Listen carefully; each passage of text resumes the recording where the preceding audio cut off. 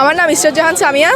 Mohammadpur school and কলেজের পক্ষ থেকে আমি একটা প্রজেক্ট উপস্থাপন করার চেষ্টা করছি। এখানে আমাদের প্রজেক্টের নাম হচ্ছে পাতিত পানি তৈরি করার প্রক্রিয়া। এখানে আমরা অবিশুদ্ধ দূষিত পানিকে প্রথমে ফুটিয়ে বাষ্পীভূত করব, এই তাপ প্রদান করব। তাপ প্রদান করে ওটা বাষ্পীভূত হবে, বাষ্পীভূত হয়ে এখানে আমরা গরম ফুটন্ত পানি পাবো। এখন আমরা এদেরকে তাপ প্রয়োগ করতেছি। এটা কিছুক্ষণ পর গরম বাষ্পীভূত পানি পাবো আমরা কিছুক্ষণ পর।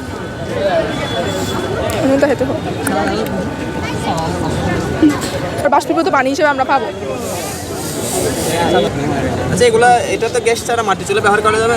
হ্যাঁ, আমরা এটাকে যে কোনো প্রকারে পানিগুলো ফুটাইতে পারলে হয়েছে। পানিগুলো ফুটাইয়ে দেখেন আমরা এখন বাষ্পীভূত গরম পানি পাবো। বিশুদ্ধ পানি, আমরা ফুটন্ত গরম পানি পাবো। এটাকে আমরা ঠান্ডা হতে রেখে দিলে এটা আমরা বিশুদ্ধ পানি হিসেবে পাবো, আমাদের জীবনে কাজে লাগাইতে পারবো। আর এখানে আমরা দ্বিতীয় প্রজেক্টটা হচ্ছে জেনারেট ফ্রি এনার্জি। এখানে আমরা লবণ পানি থেকে বিদ্যুৎ উৎপাদন করার চেষ্টা করেছি। তো এখানে লবণের পানি হিসেবে আমরা সহজলভ্য খাদ্য লবণ ব্যবহার করেছি NaCl। তো NaCl পানিতে দ্রবীভূত হয়ে এই সোডিয়াম প্লাস আর ক্লোরিন মাইনাসে বিভক্ত হয়ে যায়। তারপরে এখানে আমরা দুইটা প্লেট ইউজ করছি ইলেকট্রোড হিসেবে। ইলেকট্রন আদান প্রদানের মাধ্যমে যে বিদ্যুৎ হয়, যার কারণে এটা আমরা বিদ্যুৎ পাচ্ছি।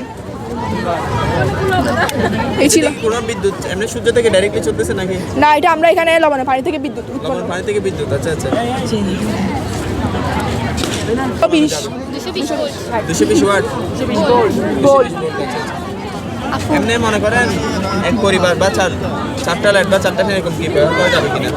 এটা আমরা আসলে লাইট লাগতেছে, আমাদের লোডশেডিং হচ্ছে না। আমাদের আসলে সর্বপ্রথম লাগবে লাইট, আমাদের আলো দরকার সবার আগে। তো আমরা লবণ পানি থেকে আলো উৎপাদন করলে তো আমরা সবাই কাজে লাগাতে পারবো। খরচটা কিরকম পড়বে?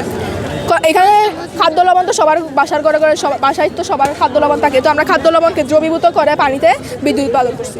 ডাইরেক্টলি সাগর পানি দিলে? হ্যাঁ, সাগর পানি দিলে হবে। সাগর পানি দিলে লবণ দেওয়া লাগবে না। ধন্যবাদ।